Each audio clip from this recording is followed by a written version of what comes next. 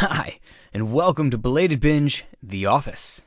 I'm Zach, your host, revisiting some of the most iconic series in recent memory that I nearly missed out on, like The Office, which I didn't watch until like 5 years after the last episode aired on TV, and at least like a year of my coworkers saying it was the best thing in streaming. Now it's been a few years since I've seen it, and we're going to go through the Superfan edition. Today, we continue Season 1 with Episode 3, Healthcare, and Dwight is the star. When Michael first delegates the awful task of picking a new, terrible healthcare plan that screws the employees of the office to save the company money, Dwight is up for the job. The Belated Binge Podcast. Before we get into it, there will be spoilers. This series wrapped up in 2013. If you haven't seen it by now, you're even later than I was, and there will also be adult language. Use earbuds as needed. Shout out to Alex and Cade, the Bonus Binge Squad. For your own shoutouts and access to bonus episodes, join patreon.com/belatedbinge. Link in the show notes. Let's start things off with Superfan episode number 3, Healthcare. And we'll do so the way that I intend to start every single one of these episodes, and that is a quick little segment I like to call Scott's Thoughts. Brief words of wisdom from the mind of Michael Scott. Probably. If no news is good news, then I guess some news is bad news. What does that make Dwight news? We open up on Michael's opening monologue, which is absolutely hilarious. How he provides for the team. He gives them money. He gives them food through the money.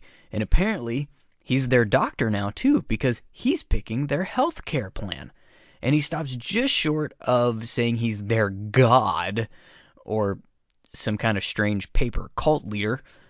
Maybe that's what the ice cream's about later. Don't drink the Kool-Aid. Jan shows up, or does she show up, or does she call? Yeah, she shows up. Sorry. I got the... Sometimes when I'm going through my notes here, I forget when Jan is in the office or when she's just on the phone, because she seems to just pop in for somebody that is actually sitting in New York City all day. She just makes random appearances in Scranton, Pennsylvania. Like, how much time is she spending in the car just to pop into the office for a scene and then leave? Does she do that to the other branches? Maybe. I don't know. Okay, we have sidetracked already, and we're in, like, scene 2. So she tells Michael that he has to cut costs and pick the cheapest plan from a new healthcare provider because he had decided that they were getting the best of the best, the gold package. And she's like, I'm not even on that package, which is corporate bureaucracy in a nutshell. The executive top boss would have the gold package, while the rest of the bottom-feeding employees that are just breaking their backs carrying around and trying to sell paper would get not the gold package. Definitely don't need acupuncture when you're trying to save some pennies for the man. So Michael's not into this. He does not want to give bad news in any scenario, so he tries to have Jim do it, who says no and suggests Dwight, who is absolutely stoked for the responsibility. And Jim gives a little talking head or a little solo, and he explains that for him, it's a job. It's just a job. And if he rose any higher in that job or in that company, it would make it a career. And if it was a career, he'd throw himself in front of a train, which is ironic given how this series plays out. But I promised not to go too spoilery on these ones, just in case somebody might be new to it who's listening right now. But let's just say he rises a bit and he doesn't jump in front of a train. I'll at least give you that spoiler. Also, apparently he watches Trading Spouses. We're learning a lot about Jim in the beginning of this episode. I'm not judging the fact that he's watching Trading Spouses. However, I didn't see it coming, I guess. I've also never seen Trading Spouses. Maybe it's good. I don't know what that says or doesn't say about me. Or Jim, for that matter. Dwight is doing the healthcare plan, and Michael says that it's strike 2 for Dwight. So what was strike 1? Is there a fan theory somewhere on what Dwight's strike 1 was for Michael? I want to see it. I want to hear it. I want to read it. Whatever it is, I want to know its existence. Somebody point me in that direction. So now we've got Pam and Jim, and they're together. And are they on like a balcony or something? I swear I've never seen this backdrop of a scene like this area. Maybe I'm just stupid and they were just in the hallway and it looked like outside to me. I don't know. But they have stolen Dwight's trash. Like I said, I don't remember it, but it's hysterical. Apparently, because Michael let him use the conference room as his temporary workspace, quote unquote, and Dwight really wants it to be his office because, having an office in the corporate world is like, you've made it. You're somebody. You have authority if you have an office. Maybe that's why I don't have an office. Technically, I have an office. I have a home office, but I have no authority. Not at work or at home, actually. Anyway, he ends up putting a little piece of paper sign outside, tapes it to the window of the conference room or tapes it to the door. I can't remember exactly where he put it, but apparently he had been practicing different signs, and that's what Pam and Jim are doing. They're pulling all of these failed signs or the signs that he didn't use out of the trash and reading them, and it's really funny. And we're getting so much early on in these episodes of how well Jim and Pam work together on workplace hijinks. They have really, really good chemistry, and I know obviously they're supposed to have chemistry. That's kind of the point, and she's supposed to not have chemistry with her actual fiance, so that there's the whole, relationship tension, I understand that, but they do a great job because these two as a duo around the office causing mischief is fucking perfect. So now Dwight has his own little talking head where he does his what I believe to be one of his more iconic lines in the series, where he's, I don't need healthcare. I never get sick.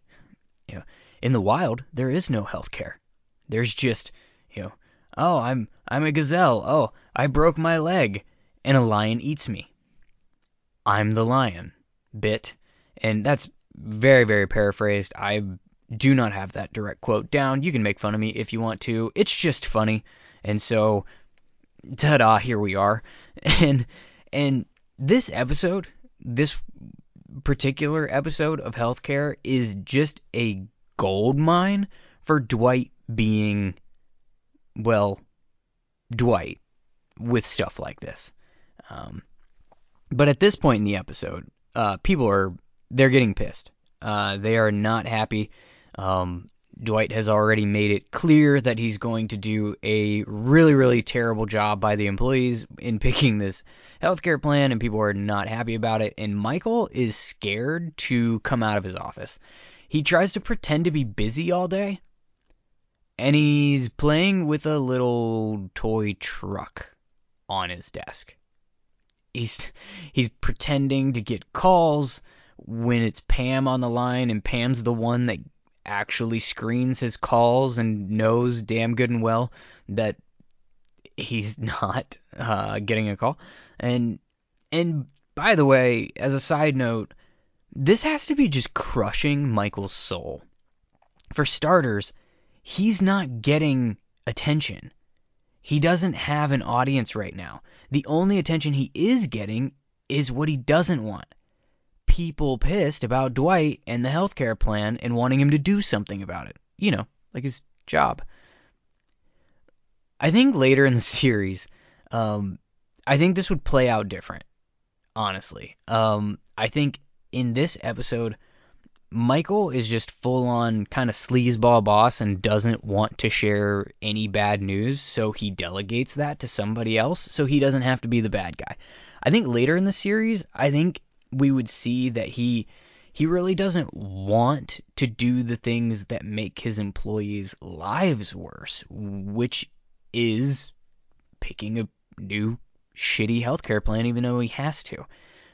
Even if it's his job, I don't think he's really capable of that. He later on in the series, he cares about them in a way that in these early episodes, his character just really doesn't. He cares about himself. Um, and I'm glad that once we get there, that turn happens because it takes Michael from being kind of the oaf boss that's almost and like antagonistic a little bit if you consider the normal employees of the office or the Jim and Pam and Dwight character. If you consider those like the protagonists of the show, Michael is kind of their antagonist. In these early episodes, it's way more ant than anything to do with an agonist. Does that make no sense was made at all in that sentence? What I mean is that you don't have a reason to root for Michael right now. At all. But you'll get one later.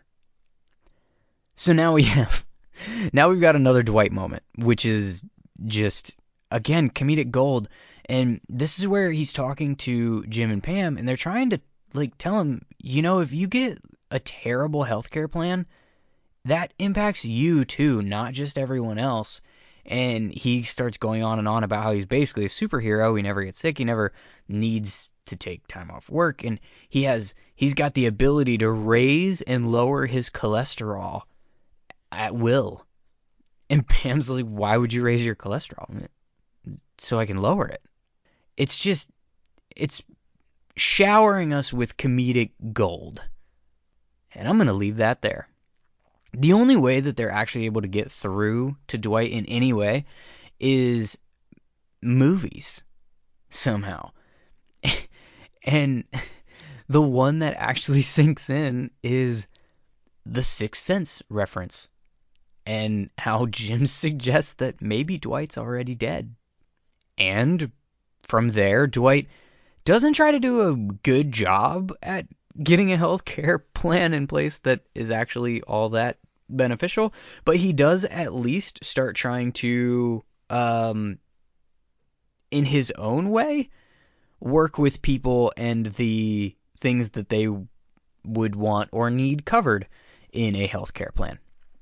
And around this time, Michael decides that he's going to promise a surprise as a distraction or a trade-off for the just shitty healthcare plan with just no idea. He's clueless as to what his little surprise thing is going to be.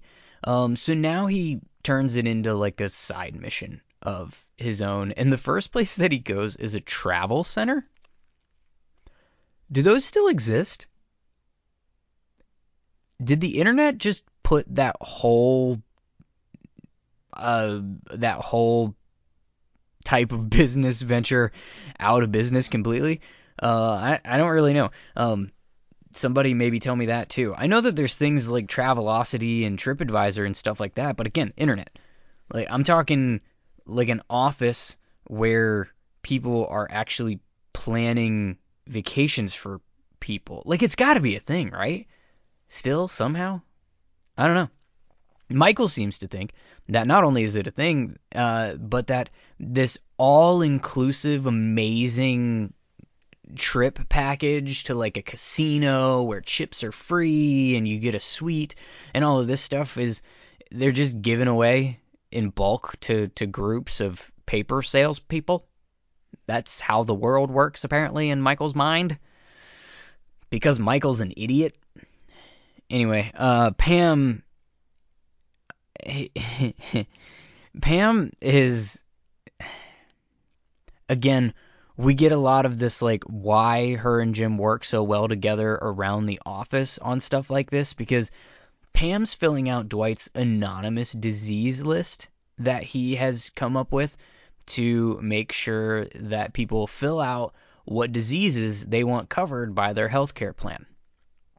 And this is funny, obviously, but this isn't how healthcare plans work. You don't get like a la carte line of, yep, I want this disease covered, but not that one. At least not any that I've ever had. Ever. It's deductible and out-of-pocket costs, and what's your copay, and are you going to have an HSA account, or blah, blah, blah, blah, blah. Nobody cares.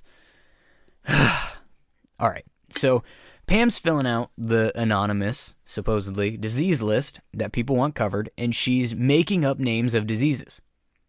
And Jim starts naming these diseases, and these two have officially become a 1-2 punch to Dwight's gut. Back to Michael.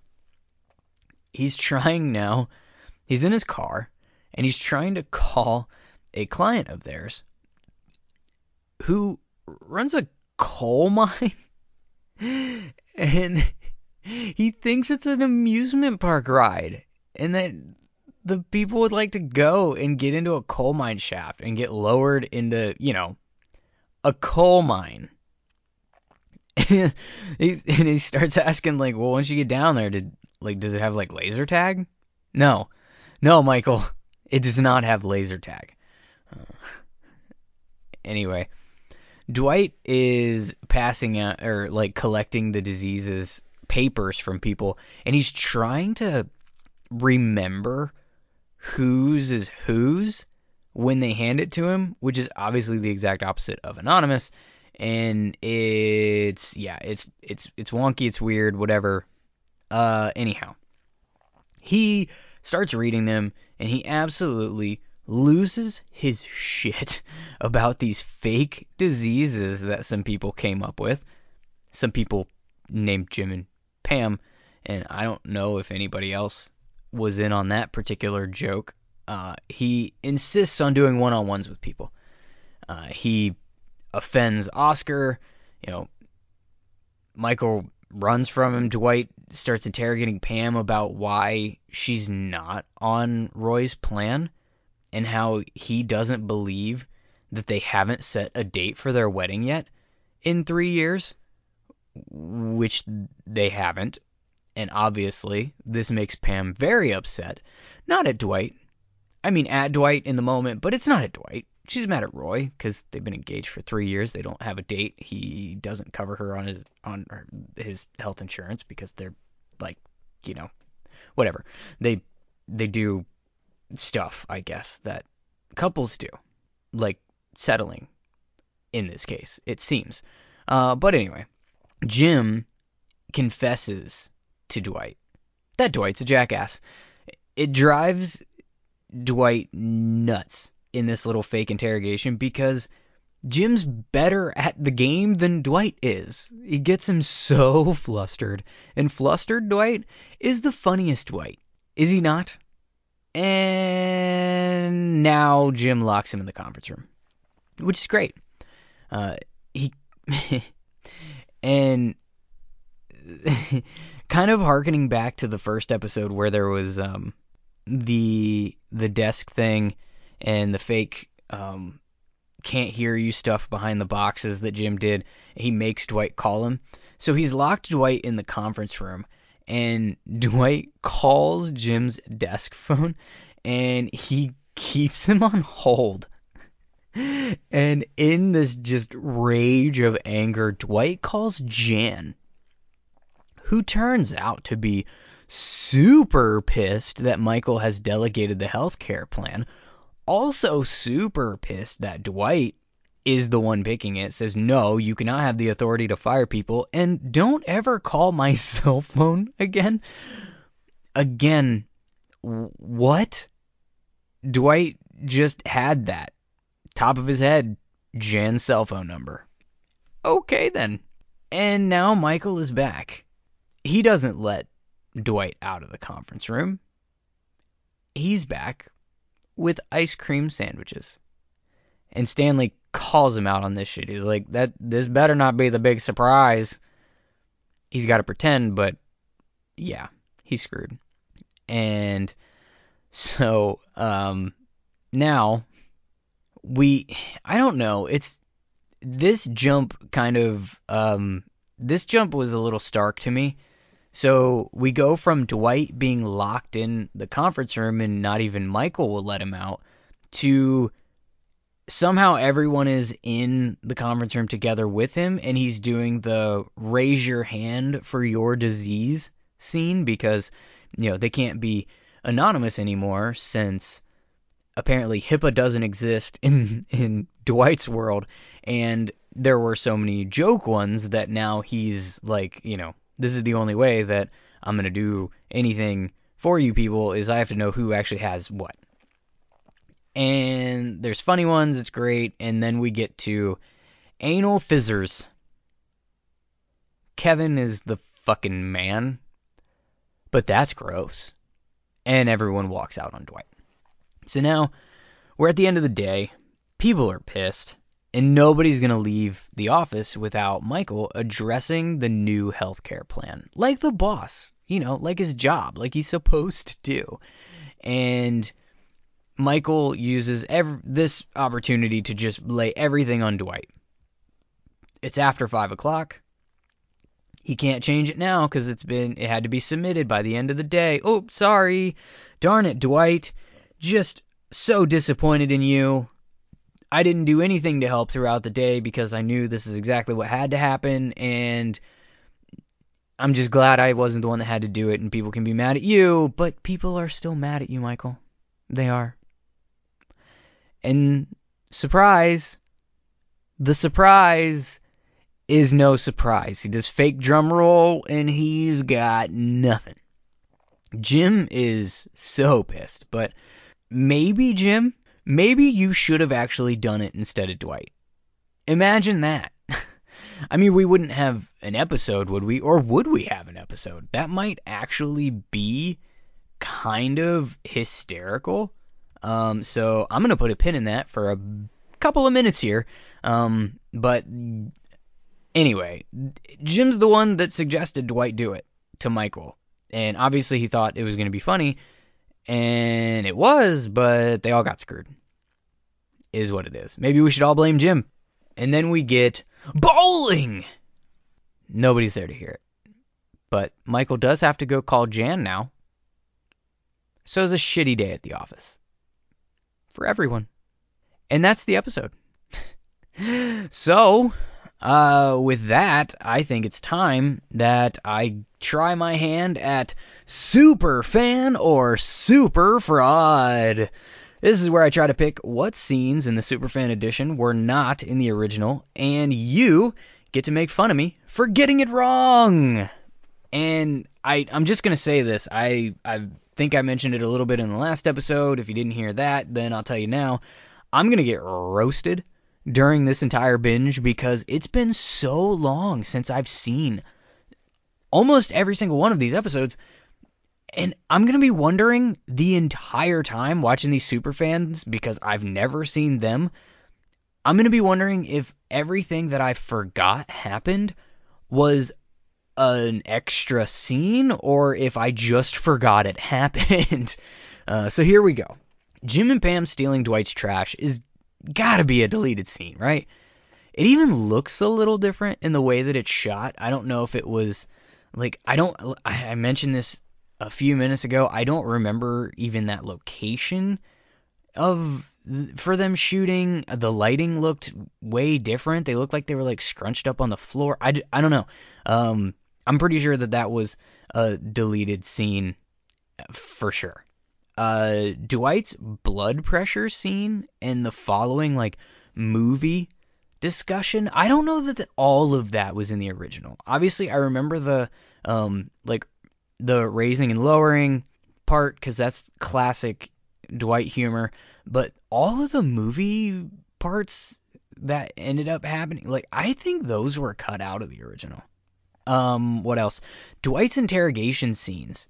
These definitely were not all in the original. I think I would have remembered the part about Pam and Roy having a wedding date. I would have remembered, I think the Jim scene with him. I'm pretty sure that I even remember where the cut happened. Like um, I think that there was only like a bit of Jim's, and then Jim locks him in the office. Like I think that's there's a pretty clear cut in there that in Jim's interrogation thing that I think is where the actual original episode, like I think that's all was in there. What else? The bowling thing at the end. I didn't remember the bowling thing at the end, or at least how long the workers of the office let Michael struggle for it. I feel like maybe I just forgot, but I felt like that drug on a little bit longer, so more like an extended scene, if anything. But that's pretty much all I had in this one. So anyway, I like this episode a ton. Super fan or super fraud in me, either way. I think it's the best of the first three. And I don't think it's particularly close. Jim and Pam starting to show their dynamic is great. Dwight on just full display. Michael incompetent as hell. But this is my favorite incompetent Michael, particularly early on. Incompetent and in the background. I love Steve Carell. I love what the character becomes, but this first season I've said this before, it's my least favorite Michael, and it's not even close. And I love the way that this episode, it still has Michael at the center of the drama and the comedy, but he's not the center of everything. We get to see other characters shine, and the time that we do get with Michael is actually fucking great. To me, this is the best Michael episode so far. It's not crazy over the top. It's not so cringy that it's like annoying and takes you out of the episode. Like, I just enjoy watching this episode, and that's again kind of surprising for me based on how well season 1 went for me the first several times I tried to watch this show. So kudos. I mean, they don't need my approval. They've pretty much made one of the greatest TV shows of all time. So what I have to say doesn't do much for their sleep at night, but you know what? I'm going to say it anyways. They killed it with this one. Let's go ahead and rewrite The Office. So for episode 3, healthcare, I alluded to it earlier. What if Jim actually chose a new insurance plan for The Office? How would that episode have gone? The questions from these episodes will be shared on social media. You can follow @BelatedBinge across TikTok, Instagram, Facebook, and Twitter. There's also an exclusive Facebook group for listeners of the podcast. The best responses will be included in a future episode of this podcast. If you enjoyed this episode, Rebinging The Office, Superfan Edition, give me a follow. Leave a review on Apple Podcasts or whatever you're listening on. I'd also really love it if you would check out the other binges I'm doing on the channel, Sons of Anarchy and Harry Potter, the books, not the movies, the books. We're doing the books right now. The movies will come probably. You can visit belatedbinge.com to find links to, well, everything. You can also leave a voicemail with your own thoughts, and you can check out patreon.com/belatedbinge for bonus episodes and other benefits. As always, thank you so much for listening and telling all your friends how cool they can be too if they listen to Belated Binge, The Office.